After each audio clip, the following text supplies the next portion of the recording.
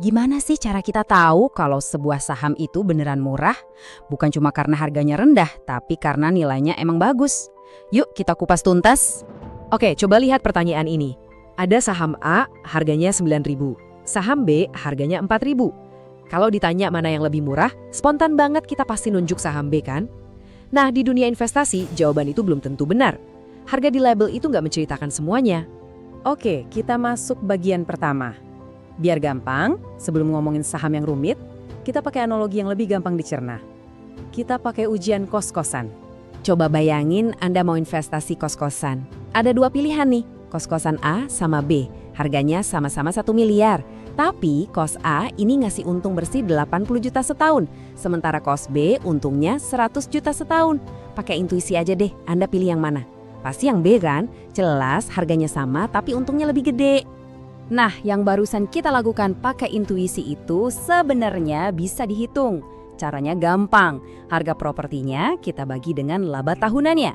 Kos A dapat rasio 12,5 kali, kos B cuma 10 kali. Poin pentingnya di sini, makin rendah rasionya artinya makin bagus dealnya. Kita bayar lebih sedikit untuk setiap rupiah laba yang kita dapat. Jadi jelas kos B itu secara valuasi lebih murah. Dan disinilah momen ahanya. Logika super simple dari milih kos-kosan tadi itu adalah inti dari cara menilai sebuah saham.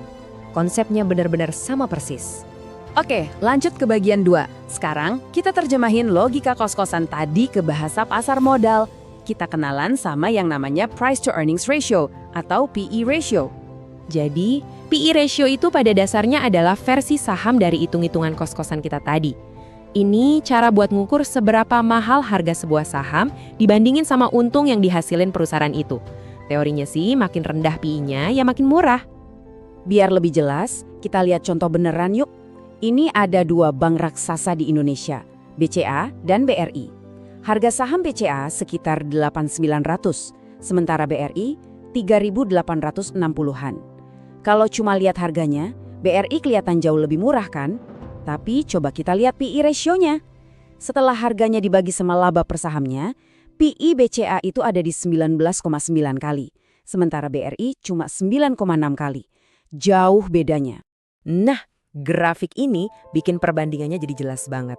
Walaupun harga saham BCA lebih tinggi, tapi kalau kita ukur valuasinya pakai PE, saham BRI ternyata jauh lebih murah.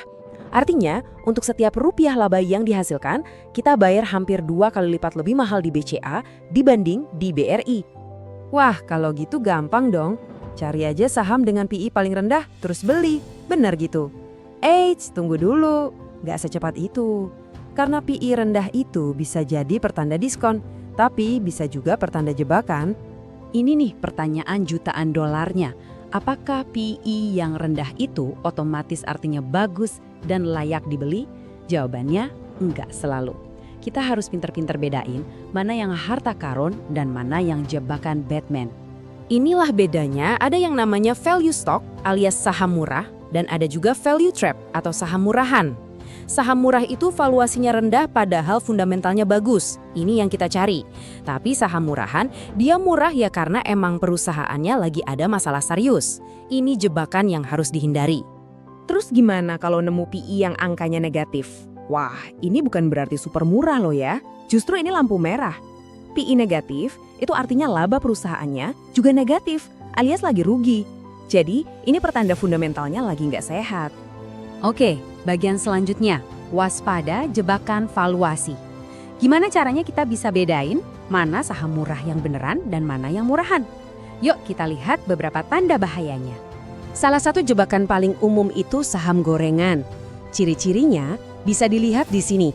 Harganya naik turun gila-gilaan tanpa alasan yang jelas, antrian belinya tipis-tipis, tiba-tiba volume transaksinya melonjak, dan biasanya kinerja keuangan perusahaannya jelek. Ini seringkali cuma permainan buat cari cuan jangka pendek dan bahaya buat investor pemula. Terus, gimana cara melindungi diri kita? Ada 3 langkah simpel. Pertama, kalau ada saham yang PE-nya rendah terus-terusan dari tahun ke tahun, hati-hati. Kedua, jangan cuma lihat laba di laporan. Cek juga arus kasnya, beneran ada uang masuk nggak? Dan ketiga, cari tahu ada katalis nggak? Ada rencana produk baru atau ekspansi nggak yang bisa bikin perusahaan tumbuh lagi? Nah, setelah semua pembahasan ini, jadi gimana kita harus memandang PE ratio? Gini, anggap aja PE ini sebagai titik awal analisis Anda, sebagai saringan pertama, bukan sebagai jawaban akhir. Di pasar Indonesia, ada patokan yang cukup berguna, angka 18 kali. Angka ini sering dianggap sebagai batas valuasi yang wajar. Kenapa? Logikanya gini, angka ini diambil dari imbal hasil obligasi pemerintah, yang risikonya paling rendah. Jadi kalau kita harus bayar lebih dari 18 kali lipat keuntungan tahunan untuk saham yang berisiko, kenapa nggak beli obligasi aja yang lebih aman? Ini bisa jadi pengingat yang bagus. Tapi penting banget buat diingat, PE ini bukan dewa, dia punya keterbatasan. Susah kalau kita mau bandingin PE bank sama PE perusahaan teknologi, beda dunianya. Terus perusahaan yang lagi tumbuh kencang juga wajar kalau PE-nya tinggi. Dan yang paling penting, PE ini cuma satu keping puzzle dari gambaran besar perusahaan. Bahkan sekelas Warren Buffett aja ngingetin kita kalau valuasi itu kompleks. Kata dia, satu angka aja, misalnya nilai buku, itu seringkali nggak ada artinya buat nentuin nilai sebuah perusahaan. Hal yang sama berlaku juga buat PE. Jadi, kesimpulannya, PE ratio itu adalah alat saringan pertama yang hebat buat nemuin saham yang berpotensi murah. Tapi ini baru langkah awal. Pertanyaannya sekarang, setelah Anda menemukan saham dengan PE yang menarik, apa langkah analisis Anda selanjutnya?